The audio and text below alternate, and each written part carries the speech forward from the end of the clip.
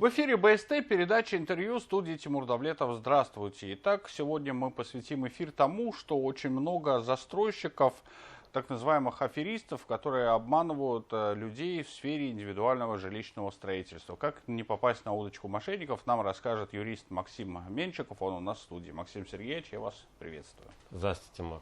Ну и, собственно, самый первый вопрос. Назовите, наверное, топ-3 видов мошенничества от аферистов, которые орудуют в сфере ИЖС. Ну, самое первое, это, наверное, самая такая частая, это пустые обещания. Это когда застройщик обещает сделать дорогу, освещение, детскую площадку, забор, а по факту строит дом в поле, где не доехать, не дойти, ни света, никакой инфраструктуры. Это один из самых основных вот таких вот болевых моментов. Второе, это когда, в принципе, не достраивают, обещают золотые горы, берут первый платеж и просто там создают видимость, что завозят строительный материал, расчищают участок и пропадают. То есть это вот, наверное, два таких вот самых распространенных. Ну и третье, это договорная работа, когда в договоре подписываются совершенно не те условия, на которые человек приходит в офис, когда ему менеджер говорит одно, а в договоре совершенно другое. Максим, ну скажи, пожалуйста, ну вот пройдясь по каждому из пунктов, да, человек же, когда хочет приобрести жилье, они же подписывают договор, некую бумагу с застройщиком, да? Неужели там это все не прописано, или это становится как Филькина грамота уже? В договоре прописывается, но здесь нужно понимать, что не все люди внимательно его читают, то есть плюс это преподносится в таком виде, чтобы это было сделано все побыстрее, нужно там успеть оформить ипотеку, нужно одобриться в банке, то есть создаются такие условия, чтобы человек невнимательно прочел этот договор. Не все застройщики дают договор домой взять, прочитать, проанализировать и спокойно пойти его подписать. То есть плюс люди часто невнимательны к пунктам договора или не понимают, чем тот или иной пункт может в дальнейшем вылиться. А это не дает ли повод человеку задуматься, если ему не дают договор на руки, там изучить, почитать дома, что что-то здесь мутновато в этой? Ну, это один из маркеров, когда нужно сказать, что-то здесь не то. Да, должно настораживать это, но не все люди настораживаются этим, думают, наверное, так вот у застройщика заведено, наверное, действительно не торопится, то есть какие-то отговорки ищут. Когда человек хочет купить дом, и у него, предположим, нет первоначального взноса или еще какие-то нюансы есть, или хочет успеть воспользоваться семейной ипотекой, он ищет все возможные отговорки, чтобы обелить, так скажем, застройщика, чтобы только вот заключить этот договор. Какие будут у него в дальнейшем проблемы, он об этом не думает в этот момент. Максим, а скажи, пожалуйста, как правило, договор составляется там не на 2-3 листах, да, как правило, там это 10-15 листов, очень мелким шрифтом, с очень непонятными словами для некоторых слоев горожан, да. Что делать в таком случае? Обратиться к какому-то компетентному специалисту для того, чтобы ему там разъяснили? Как правило, застройщики всегда предлагают свое сопровождение, то есть у них есть агенты по недвижимости, которые помогают подобрать дом, и далеко не все работают добросовестно, желая получить свою комиссию, они всячески пытаются убедить своего же клиента, которому они подбирают дом, что вот этот застройщик самый лучший, у него самый лучший договор, он самый честный, в целях получить просто свою комиссию. Поэтому всегда, я рекомендую прислушаться к третьей стороне, чтобы этот договор взять, отнести на проверку какому-либо юристу, который занимается жилищными вопросами, покупкой дома, и проанализировать этот договор уже у третьей стороны, независимо.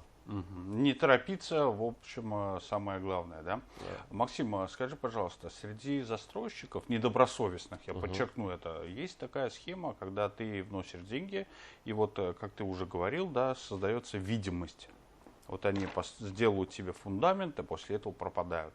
Да, часто. И что делать в таком случае? Как действовать человеку? Бежать в полицию, писать заявление? В обязательном порядке, да. Нужно это зафиксировать. Но здесь будет два, получается, вида развития событий. Это гражданский иск. Это может быть в рамках уголовного дела, когда человек оценивает ту работу, которая была проведена, и те денежные средства, которые были внесены. Ну и если количество таких обращений будет большим, то будет возбуждено уголовное дело. То есть мы часто в СМИ видим, что то одного, то другого застройщика либо ловят, либо они убегают из страны, то есть и постоянно возбуждают уголовные дела. Но получит человек деньги или компенсацию, вопрос очень остро стоит и открытый, потому что в данном случае, как обманутых дольщиков, здесь защиты нет.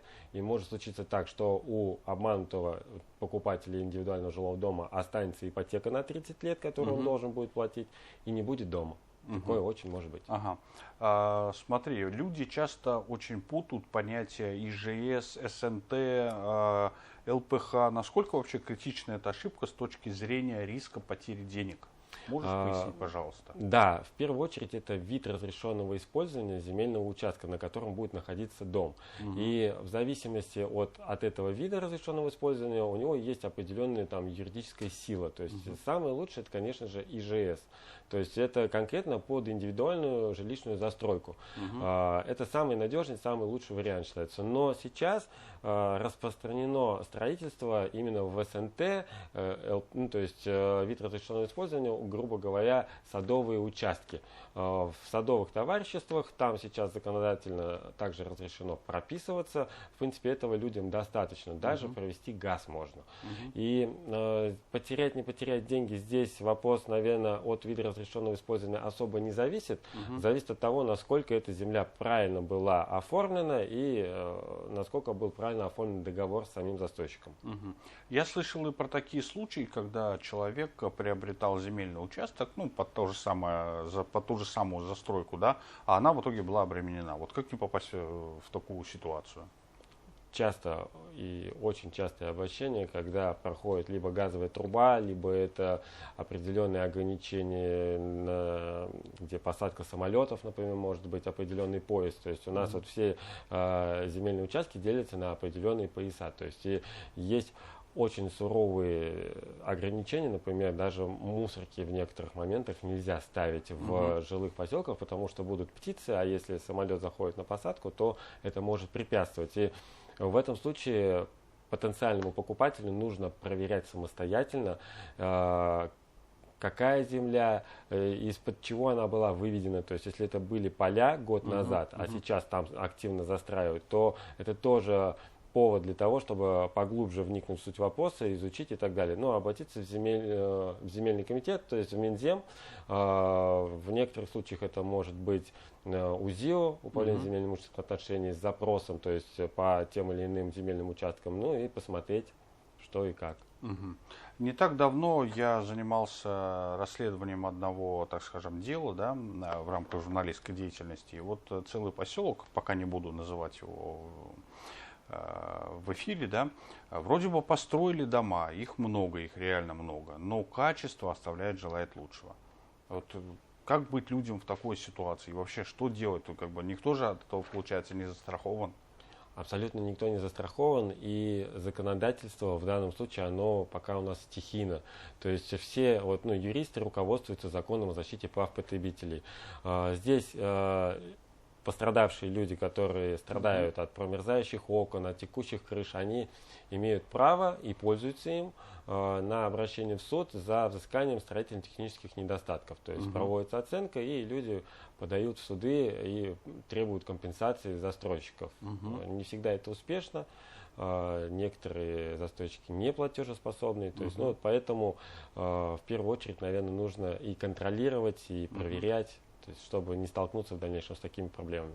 Я так понимаю, смотри, какая ситуация. Человек, когда хочет приобрести себе дом, да, под индивидуальное жилищное строительство, он хочет, чтобы, само собой, дом был из самых лучших материалов. А вот некоторые застройщики как бы стараются на этом сэкономить. И если вдруг ты, как хозяин, заметил, что застройщик тебе пытается там из более дешевого бетона там сварганить там, или более дешевый инструмент использовать, что делать? Фиксировать на камеру Это раз. А потом что с этим делать? Куда идти? Предъявлять это застройщику? Да, то есть, ну, у нас есть базовый набор строительных норм и правил, которые застройщик ни при каких раскладах не должен нарушать. Соответственно, дом должен быть теплым, соответственно, там должна быть вентиляция. Это базовые настройки. Но проблема заключается в том, что, как правило, люди, которые никогда этим не занимались, они не знают, как должно это быть прописано в договоре. То есть должна быть ведомость работ, и в этой ведомости в ней должны быть прописаны все материалы, какие будут использованы. И только тогда, условно говоря, потенциальный собственник может предъявлять, что для него в его доме был использован более дешевый материал. Если это не прописано, и этот материал, условно говоря, проходит по нормам там, санитарным, строительным, техническим и так далее, то застройщик ничего не нарушает в этом случае. Максим, скажи, пожалуйста, если, допустим, человеку сделали дом, но его он не устраивает, и это подтверждает, там, допустим, независимая экспертиза, да, то, что дом построен с нарушениями, некачественно. Бывало ли такое на практике, что дом просто должны будут снести и построить, допустим, по новой? Не просто устранить какой-то недочет? Но в нашей практике такого не было, и это очень крайняя, самая крайняя мера, потому что это экономически нецелесообразно. Плюс может быть такое, что дом снесут, а финансов у застройщика не будет, и человек останется и без дома, и без денег, и просто на руинах. Поэтому это крайне редкая мера. Какая-то панацея вообще от аферистов, недобросовестных застройщиков существует ли в сфере ИЖС? Не существует. А что делать тогда? Надеяться на себя? Проявлять в первую очередь бдительность, быть внимательным, не торопиться, читать внимательно договор, и всегда рекомендуется обратиться к одному или к двум даже юристам, чтобы проанализировали, какие риски может скрывать этот договор.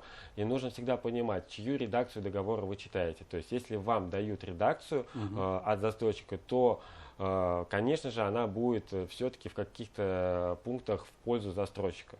То есть в любом случае, и даже в гражданском у нас процессе такое есть, что чья редакция, то трактуется, соответственно, в другую сторону. Кто автор, соответственно, он пишет всегда в свою пользу. Поэтому потребитель всегда должен быть начеку и проверять договор. А вот что касаемо банковских аккредитивов и тех же самых эскроу-счетов, почему их так не любят застройщики? Потому что это очень эффективный и хороший инструмент для населения. Он хоть немножко навел порядок в том беспорядке, который был именно в ИЖС, потому связано это с тем, что застройщик получает деньги только после того, когда заказчик подписывает акты. Соответственно, он акты подписал, с экспертом пришел, проверил, эксперт сказал, все хорошо, мы подписываем акт. Только после этого застройщик получает деньги. Если акт не подписан и обосновано, то есть человек пришел с экспертом, обосновали, что недостатки серьезные, много денег на устранение, не будем принимать, то деньги не получит застройщик. Поэтому это хороший инструмент. И, Максим, в завершении разговора самый главный совет для телезрителей БСТ. Как не стать жертвой мошенников в сфере индивидуального жилищного строительства? Если вы покупаете дом уже готовый, то его обязательно нужно проверять по двум параметрам. Это договор и проверять его качество. Если вы строите дом, то проверять каждый этап вашего строительства. То есть, и я думаю, тогда проблем не возникнет. Ну что ж, спасибо тебе большое, Максим, что пришел в студию, ответил на наши вопросы. Я же напомню, что у нас в гостях был юрист Максим Меньшиков. Я же с вами прощаюсь, а вы не переключайтесь и оставайтесь на телеканале БСТ.